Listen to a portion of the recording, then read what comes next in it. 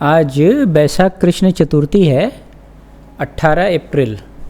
18 अप्रैल को Albert Einstein की पुण्यतिथि है, उनका डेथ एनिवर्सरी है। तो जन्मदिन तो हम मनाते ही हैं कुछ लोगों का, लेकिन डेथ एनिवर्सरी भी मनाने जैसा है, देखने जैसा है। एल्बर्ट आइंस्टीन आज के दिन शरीर छोड़े और शरीर छोड़ने के कुछ दिन पहले जो उन्होंने कहा वो सुनने और समझने जैसा है। मृत्यु जीवन की पराकाष्ठा है। मृत्यु से जीवन जीने का पता चलता है कि जीवन कैसा जिया।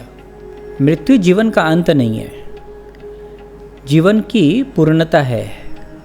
तो मृत्यु ठीक ठीक बताती है कि आपने जीवन कैसा जिया, आपने जीवन से क्या पाया, क्या खोया और क्या उपलब्धि हुई, क्या सीखा। तो आइंस्टीन का जो जीवन है वो हम सब के लिए तो बहुत महत्वपूर्ण है। इस सदी के सबसे बड़े वैज्ञानिक माने जाते हैं। तो उनका जीवन कैसा है ये सब तो हम जानते हैं। उन्होंने जो उपलब्धियां दी, उन्होंने जो खोज करके हमें दिया, तो वो तो सब हम जानते ही हैं। लेकिन उनके मृत्यु के क्षण में जो उन्होंने कहा अपने जीवन के बारे में, वो तो ज़रा सुनने जैसा है। जब उनसे पूछा गया कि आप तो इस दुनिया के सबसे बड़े फिजिस्ट हैं, साइंटिस्ट हैं, तो आप तो बहुत खुश होकर अपने शरीर को छोड़ रहे होंगे कि आपने जो कुछ भी चाहा वो सब कुछ समझ लिया, पा लिया। तो वो बड़े दुखी हो गए इस सवाल से और वो कहे कि मैं अपने जीवन में, यानी अपने दूसरे जीवन में कभी भी साइंटिस्ट बनना नहीं चाहूँगा। तो ये सुनते ही सारे लोग बड़े भौचक्के हो गए, क्योंकि वो कोई साधारण साइंटिस्ट थे नहीं, उस दुनिया के सबसे बड़े साइंटिस्ट थे। और वो कह रहे हैं कि वो अगले जन्म में साइंटिस्ट नहीं बनना चाहते हैं। तो वो बोले नहीं, मैं अगले जन्म में, या अगर जन्म होता है तो मैं अगले जन्म में, और मेरी अगर स्वतंत्रता हुई तो मैं साइंटिस्ट नहीं बनना चाहूँगा। मैं एक साधारण प्लम्बर बनना भी पसंद करूँगा, लेकिन फिजिस्ट और साइंटिस्ट बनना पसंद नहीं करूँगा। तो इस बात से पूरी दुनिया हैरान रह गई। और ये समझने जैसा, ऐसा क्यों कहा उन्होंने?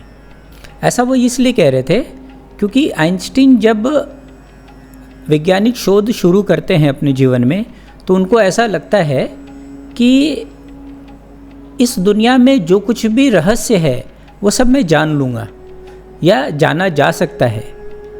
इस दुनिया में ऐसा कुछ नहीं है जिसको नहीं जाना जा सकता है। खोज करने की ज़रूरत है, शोध करना होगा, कुछ दिनों की प्रतीक्षा है, पर एक दिन सारा कुछ जान लिया जाएगा, ऐसा उनका मानना था। और ऐसी उन्होंने खोज की। और वैसे भी अगर किसी को खोज करनी है तो शायद ऐसी ही मान्यता लेकर खोज शुरू करनी होती है, वरना खोज भी कैसे होगी। तो वो तो बात ठीक है, लेकिन जैसे जैसे उन्होंने खोज किया, जैसे जैसे उन्होंने इस अस्तित्व का रहस्य जानना शुरू किया, वैसे वैसे उन्होंने पाया कि वो जितना जान रहे हैं, जितना समझ रहे हैं, वो यही जान पा रहे हैं कि जाना नहीं जा सकता है। वो यही जान पा रहे हैं कि मैं सच्चाई से उतना ही दूर हूँ जितना दिन पहले दिन था। क्योंकि वो जब एक कदम आगे बढ़ते हैं सच्चाई से, सच्चाई पर जब एक कदम आगे बढ़ते हैं तो वो देखते हैं सच्चाई जो है वो 10 कदम और पीछे चली गई। वो एक खोज निकालते हैं तो 10 रहस्य निकल आते हैं। तो इस ढंग से उन्होंने अपनी बात कही कि जाना ही नहीं जा सकता।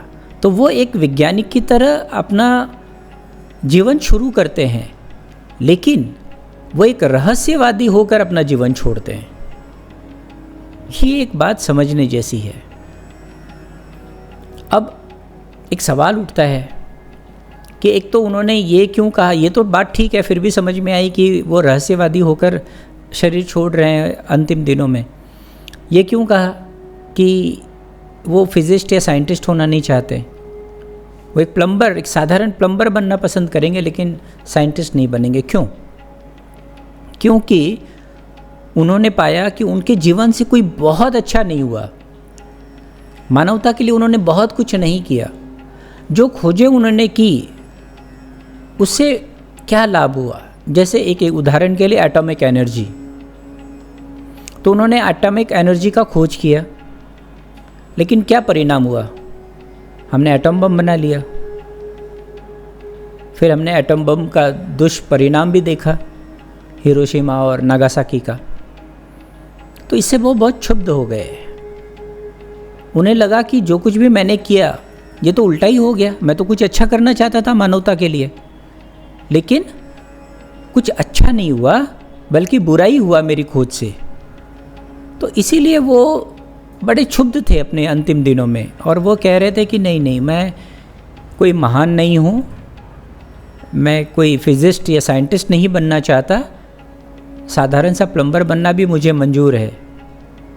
तो ये बात रही। अब जितने भी वैज्ञानिक हैं जो बड़े और अच्छे वैज्ञानिक हुए हैं, जैसे Newton, Einstein, Edison, Niels Bohr, अगर आप उनकी बातें सुनेंगे तो अंतिम दिनों में सारे के सारे लोग कुछ ऐसी ही बातें कर रहे हैं।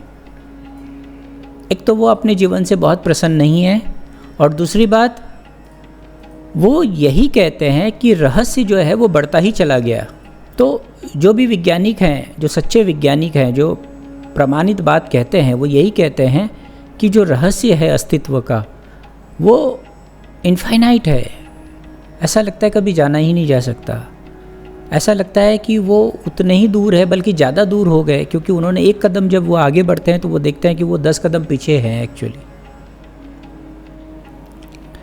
लेकिन अब एक समझने की बात और है कि जो संबोधि को उपलब्ध हुए लोग हैं, जैसे बुद्ध, महावीर, कृष्ण, नानक, कबीर, ये तो बड़े अपने जीवन से खुश नज़र आते हैं, ये तो बड़े प्रसन्नचित्त नज़र आते हैं। तो इनको क्या मिल गया? इन्होंने कौन सा रहस्य जान लिया? इनकी जीवन दर्शन जो है, इनकी जो जीवन शैली है, वो तो बिल्कुल अलग रही,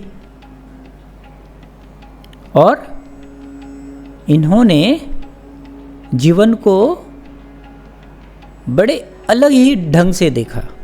जो भी संबोधि को उपलब्ध हुए लोग, उन्होंने जीवन को बड़े अलग ढंग से देखा। एक ढंग से वो भी वैज्ञानिक थे, लेकिन किस ढंग के वैज्ञानिक थे? देखिए, एक बहुत बारीक फर्क है, उसको आप समझिए पहले, कि जो वैज्ञानिक हैं, आधुनिक वैज्ञानिक जो इंस्ट्रूमेंटल साइंस पर काम करते हैं, ठीक है, वो चीज़ों को विभाजित कर कर अस्तित्व को जानना चाहते हैं। वो डिवीज़न पे भरोसा करते हैं, तोड़ फोड़ में भरोसा करते हैं, चीर फाड़ पर भरोसा करते हैं। हाँ, है ना? तभी जानेंगे ना उसका रहस्य क्या है। किसी चीज़ को जानना हो, किसी फूल को जानना हो, तो क्या करना होगा? उसको भी तोड़ना होगा, चीरना होगा, फाड़ना होगा, उसके रसायन को भी फिर विभाजित करना होगा, तब पता चलेगा। तो ये एक ढंग है। लेकिन जो वेद और पुराण और उपनिषद के जो ऋषि हैं, जो वो भी रिसर्च किया, उन्होंने भी अस्तित्व को जाना। उन्होंने कैसे जाना? उन्होंने जोड़ कर जाना। उनका जो जानने का ढंग था वो तोड़ कर नहीं था, जोड़ कर था। तो उनको जो खोजना था, उनकी जो शैली थी खोजने की, वो विपरीत थी। वो अस्तित्व में एक होकर खोज रहे थे, और इस ढंग से उन्होंने उस रहस्य को जाना। तो जैसे बुद्ध का हम एक महावाक्य सुनते हैं, द ऑब्जर्वर इज ऑब्जर्व्ड, है ना? और नील बोर का जो डबल स्लिट एक्सपेरिमेंट है, उसमें भी जो आधुनिक वैज्ञानिक उन्होंने भी यही कहा। लेकिन आप देखिए, दोनों के जो कार्यशैली थी वो बिल्कुल अपोजिट थी, विपरीत थी, पोलर अपोजिट। तो ये फर्क है। इसीलिए जो आधुनिक वैज्ञानिक हैं, साइंटिस्ट हैं, वो मरते समय कहते हैं, बाबा मैं वैज्ञानिक नहीं बनना चाहता, मुझसे कुछ अच्छा नहीं हुआ, मुझसे अच्छा कुछ नहीं हो सकता है, मैं तो प्लम्बर बनना पसंद करूँगा।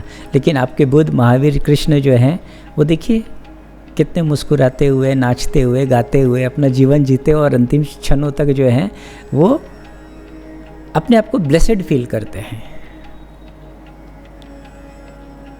ठीक है, तो ये एक मौलिक फ़र्क है जो हमें एल्बर्ट आइंस्टीन के प्रामाणिक बातों से पता चलता है।